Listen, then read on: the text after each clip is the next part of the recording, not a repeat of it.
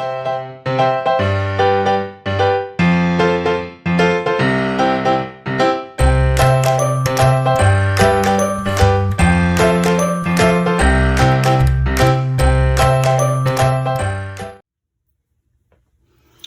everyone and welcome to Calm Creations. My name is Tia and today I am going to be showing you how I make my little needle minders. So these are just on a very thin piece of balsa wood. So this is what I use, and it is 0.4 centimeters thick. So it comes in a packet and I just buy it from the cheap shop, and I use a, I don't know, hand saw to cut them to size. And so today I thought I would show you how I make them. So these are the two I've already done, so I'll put those over there. And first of all, you're going to cut your piece to the size you want. And I've printed a few little pictures on photo paper. That's my logo, my two granddaughters, a couple of coffee memes that I like, a frangipani in my garden, my grandson, just another funny one meme that I found on the internet, my roses that I got for my birthday, and then another quote. So I'm going to use a couple of those today. So you're going to need the wood, you're going to need some sandpaper, some glue, that's for the magnet, pencil, rulers, a paper trimmer, I don't know, can you see the paper trimmer, just to cut out your pieces, a paintbrush, wet wipes. You're going to need some finishing medium to seal it if you want to. One of them I have and one of them I haven't. So that one I haven't sealed, but that one I have. So it's a personal choice. What else? You're going to need coffee while you're waiting for the paint to dry. You're going to need some acrylic craft paint. You can use any color you like. I've just got these cheap bottles from Kmart. What else? Some wet wipes, I think I said that, and yeah, and some rulers. So first of all, you're going to resize your photos or pictures that you want to use to size. You can use a piece of scrapbook paper, you can use an image from a magazine, you can use anything. These two I got from the internet. That one I got from the internet, and this one I took a photo of the block that I was stitching.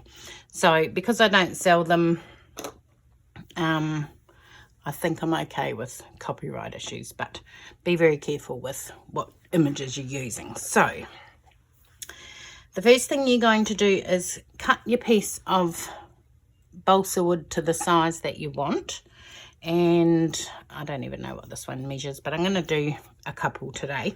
So, and then I've sanded them. I've just got this little sanding stick, so I've just sanded all the edges so that it's nice and smooth, and then it's ready to paint. So let's do that. So I'm just going to do these white. You can do whatever color you like. So first, you're going to need a couple of coats depending on the paint that you're using, but it doesn't matter all that much because it's going to be covered with your image, but you can see that it's still quite transparent. And this balsa wood is very soft, so it absorbs the paint, so you're definitely going to need a couple of coats.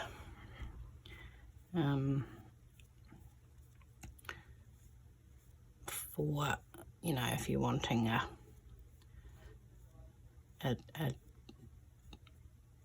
opaque piece. So you're going to do front and back. I haven't done the back on one of them. You can use craft ink if you want to ink them.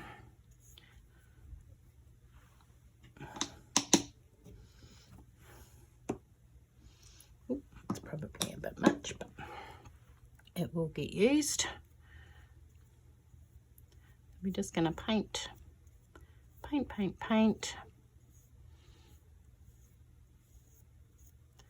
going to let that dry. These are so easy to make, and they're very effective and very, you know, they can be so personalised. It's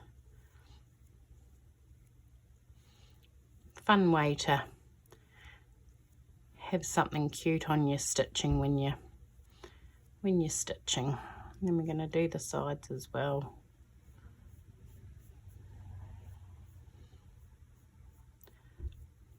But this is the most time consuming part because you have to wait for it to dry.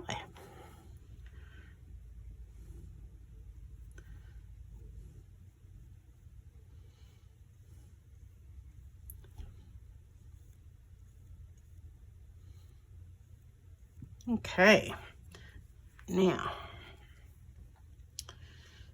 pop that in the water, and I'll put that aside to dry. I'll just pop it over there. Now I'm going to have to wipe that up because I need that space. So, wet wipes. You're going to need wet wipes. Okay.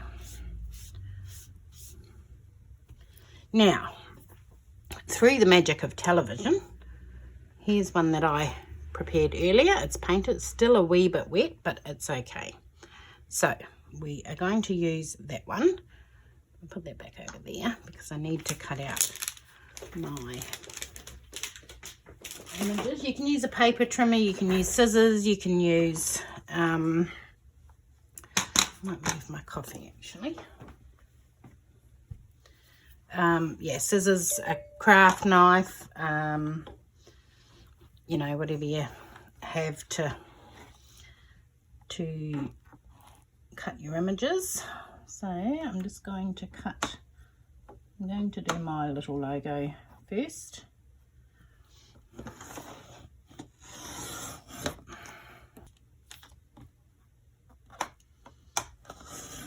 Okay, so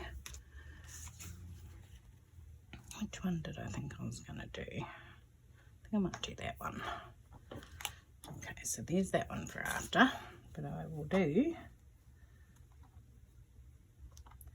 Now, I always make my images a little bit smaller than my piece of wood because I like to have a little bit of a border. So it takes some, you know, you've got to measure and, but so that will go onto there, but I will trim that down a bit more.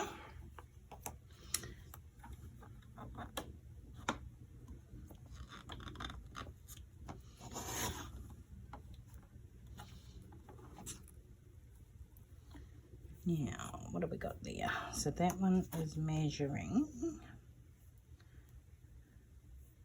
1 1/8. So we go, nope, go a bit there.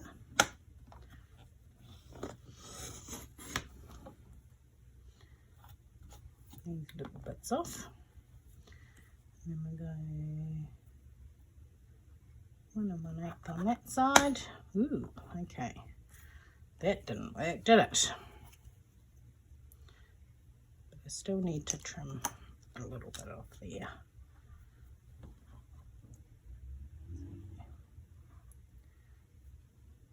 Maybe easier with scissors, but there we go. So that is going to be glued onto there. Now you can, I'm going to use, what am I going to use today? Probably decoupage medium. And then we're going to glue a magnet on the back, and that is it. It is that simple. So let's do that.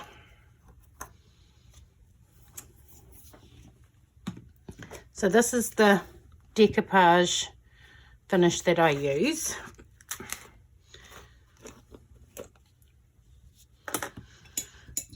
Paintbrush.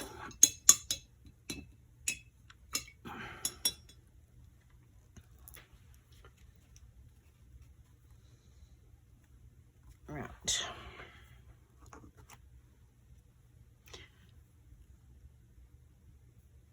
I'm just going to put a thin coat of this on the back.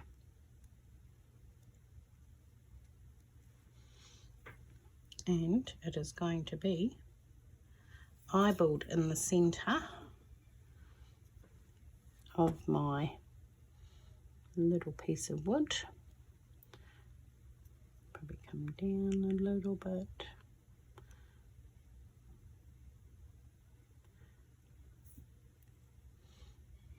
And there it is.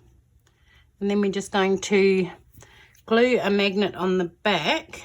Now for the gluing the magnet on, I use E6000 because it's a very good strong industrial glue. Now I've got some magnets here. You can use whatever magnets you like. I think I'll just use one of these. These just come in sheets. Got stacks of them and they just peel off. So just one of those I'm going to glue on the back.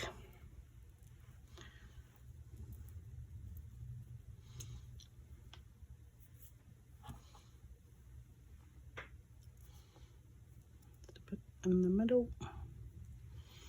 That's all you need, and then that just goes on the back, and then that has to cure, and there it is. Easy.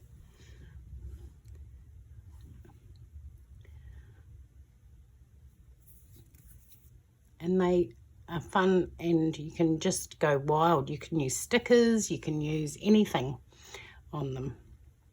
So we will let that dry, and it's all done. So I hope you enjoyed that really quick and easy needle minder tutorial. You can just go wild and make lots of them. I've got a few more to make now, so I will get on and finish those, and I will see you all again next time. Thanks, bye.